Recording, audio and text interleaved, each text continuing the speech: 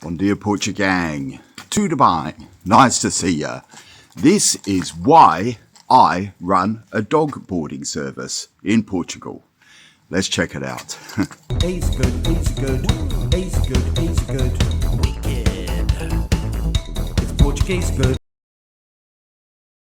Alright, before we get started, I noticed that many of you who enjoy my content still haven't gotten around to subscribing. It costs you nothing to subscribe, but it really, really helps me out. So go ahead and smash that subscribe button. Go on, smash it. And if you don't... That's ignorant. Alright, let's get into it. So, just taking Big Matt, one of our guests, for a walk on a very cold and misty morning here in central Portugal. And yeah, those who follow the channel will know that I'm currently fundraising to help me get my dog boarding business, my dog boarding service off the ground properly. And there is a link to my GoFundMe in the show notes below the video if you would like to help me out with that. All appreciated, of course. But yeah, funnily enough, I had a question yesterday from a subscriber, and he mentioned that he is a businessman, and that usually he said that when you go into a small business, it's usually a good idea to go for something that you're good at and something that's kind of part of your personality. And he said, why didn't you open an English school? Or why didn't you do something regarding music, like teaching music or something like that? And I thought, well, it's an interesting enough question, but why have I chosen dog boarding instead? And it's something I kind of fell into sideways in a way. Obviously, I have my own dogs, and we'd gone to, I think it was where we went on holiday to Seville, and we had to put our dog Foot in boarding while we were in Seville. And I don't want to take anything away from the kennel where we boarded him, just in case he's watching. No, I'm not taking anything away from him, but when we put him in there, we noticed that he was put into kind of what in my view was quite a dark sort of concrete kennel. It wasn't tiny, but there wasn't a lot of space in there. I've got no way of knowing whether he was walked. He may well have been walked. I'm not sure, but he's a very sociable dog. He's the kind of dog that likes hanging out with other dogs. He likes hanging out with humans. He likes a lot of interactivity. And we were away for, I can't remember how long we were away for, some days. And when we got back, I don't know, I just really had the feeling that he'd spent most of the time cooped up in that box, not having any social activity. And at around the same time, somebody asked me if I could take care of their dog. And that's when I had the idea that I could offer the same service, but add a kind of a unique flavour to it, where the dogs could kind of, if they're the sort of dogs that could be social and be reasonably well behaved, that they could rather be cooped up in a kennel for the whole time. They could spend most of, if not all the time, sort of just hanging out inside our house and being free to come and go from the house and the garden as they please, hanging out with other dogs and just generally having a good time. So that was the first reason that I started HairB&B. I thought that I could provide a kind of a unique service that was a good service to both people and doggos. You know, Matt. Where are we going? Now, the second reason, so that was the first reason I thought I could provide a good and useful service. The second reason is that it really ties in with my lifestyle. And what does that mean? Well, I'm kind of semi-retired, so I have I don't really want to call it free time. I do try and film my time, but in a way the dog boarding is part of that. It's something that keeps me busy. I work, generally speaking, I work from home, so I'm always at home anyway. As everyone on the channel knows, I walk and run every day, and I may as well be walking a dog or running with a dog. Some dogs also like to run with me, which is very nice. So, and it works both ways. It means when dogs are staying with me, they definitely get possibly even ran and walked more than they do when they're at home. So they get at least 2 walks, 2 runs every day on different kinds of surfaces. Sometimes I like to take them, like right now it's early and it's quiet, so I'll take Max on a road walk. Sometimes I take them down the Caminos or down onto my land. If they're the kind of dogs that are happy to do it and it's sunny, I'll take them for a swim. So it all really ties in with my lifestyle and my exercise. So dogs always need to be walked. I mean, unless it's dangerously stormy, but you know, rain or shine, we still need to get them out and walk them and run them. So that motivation works both ways, isn't it? So they get their exercise, I get my exercise, and yeah, it's helps keep me fit, helps keep them fit, all that sort of thing. So yeah, I love being outdoors. People who know me know I really hate being cooped up in my house, and it's just another excuse to get out. You know, it's good for me and it's good for the dogs, right? So it really ties in with my lifestyle. I think the third reason, it gives me a real sense of satisfaction.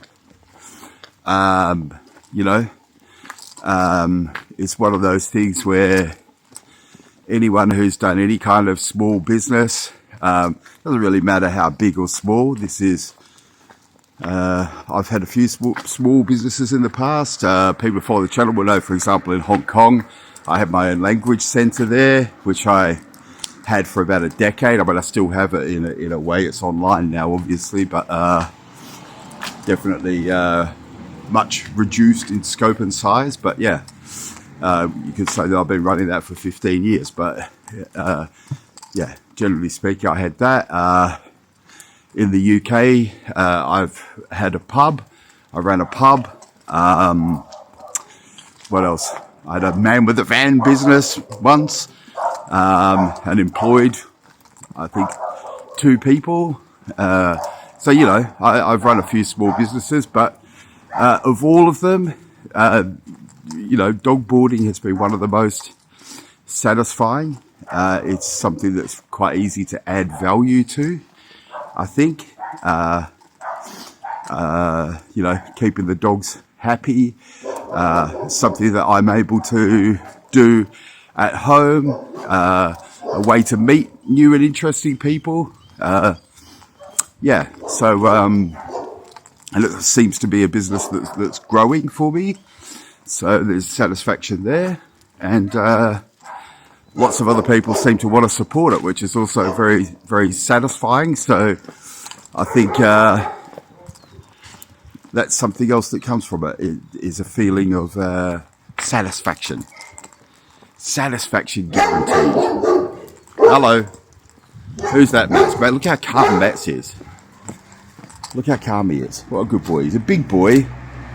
Pulls a little bit, but yeah, nice and calm. Don't let these other noisy guys bother you. Right, now the fourth one is something I used to speak about in Hong Kong when I had my my language centre. And this could also go for if you're a tutor or anything like that in that kind of teaching education space. I used to say it's happy money. happy money. What do I mean by that? Let me just change hands.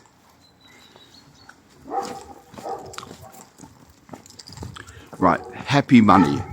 So how this works, especially if you're teaching children, is you only get paid if you get results and your clients are happy. What do I mean by that?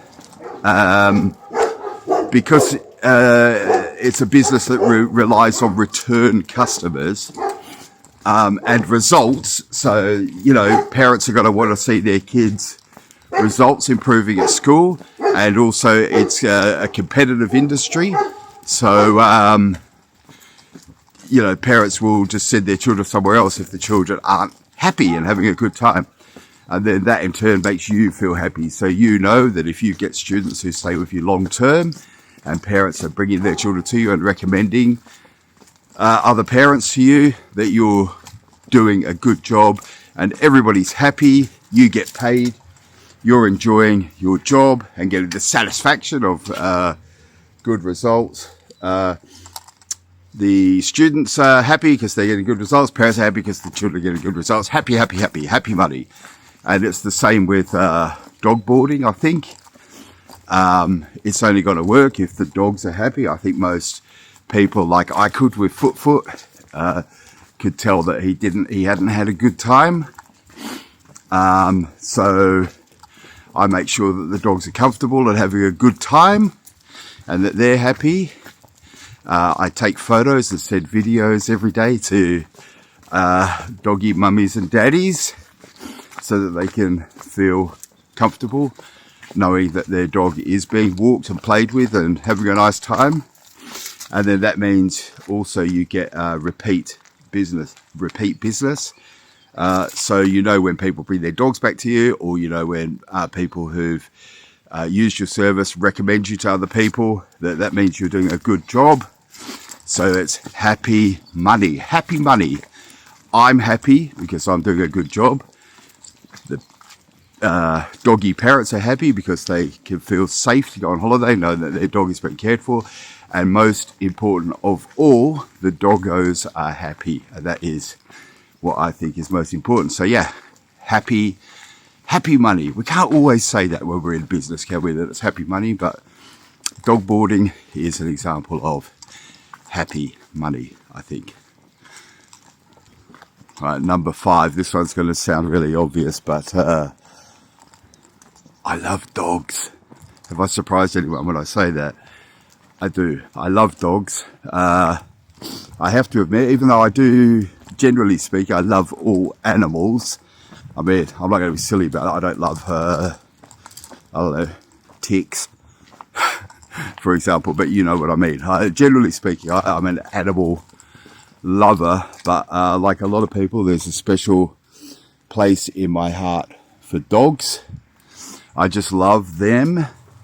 I think that also we kind of owe them happiness because we kind of bred them to be like the kind of bubbleheads they are when they come to humans, with the loyalty and the all that sort of stuff. We kind of bred that into them, so we kind of owe it to them to be kind and be extra special good to them. But I do love the way they are. I love the way when I get home, they're excited to see me. You know how it is with dogs.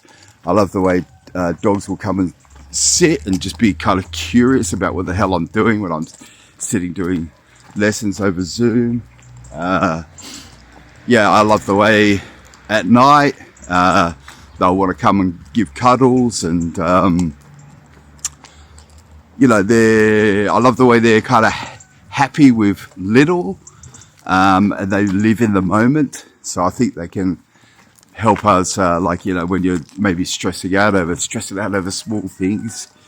And for your dog, as long as they're with you, or playing with each other, or, you know, having some food, or curled up in front of the fire, or whatever it is, for them, they feel like they've got everything. So that's a really good lesson for us as humans. So they've got a way of kind of keeping you grounded. Do you know what I mean? Let me know in the comments if you know what I mean. I'm sure everyone has got a dog, or a cat for that matter, or probably any pet really. knows what I'm talking about. They can keep you grounded somehow because they live in the moment, and all they need is you. All they need is love. All they need is love. Yeah. So they've got a way of kind of putting you in your place and taking you off your high horse somehow, and keeping you humble, I think. Somehow they're better than us. That's why I say, you know, people are often shocked when they realise that I'm not just saying it. I really do like dogs better than I like humans. So that's not like an anti-human position. That's kind of more that I wish humans could learn to be more like dogs. Maybe that is an anti-human position. I don't know. But anyway, I think I've got to wrap the video up here and pay more attention to my good friend Matt. If you enjoy this type of content and you're new around here, please consider subscribing. It really, really helps me out. If you'd like to support us at my GoFundMe to make this dog boarding business into something a little bit more serious, please consider donating at my GoFundMe in the show notes. And a great big thank you to all the people who have already donated. I appreciate it so much. Or you can buy me a coffee at my Buy Me a Coffee, also in the show notes below the video. Or if you want to give me a commission-free tip, you could do that in my virtual tip jar. You guessed where the link is already, right? It's in the show notes below the video. If you like the video, please give it a thumbs up. Muito obrigado, amigos, and ate logo. All right, Matt, let's go. He's like, dude, I haven't been paying any attention to you at all. Just keep walking. Keep walking.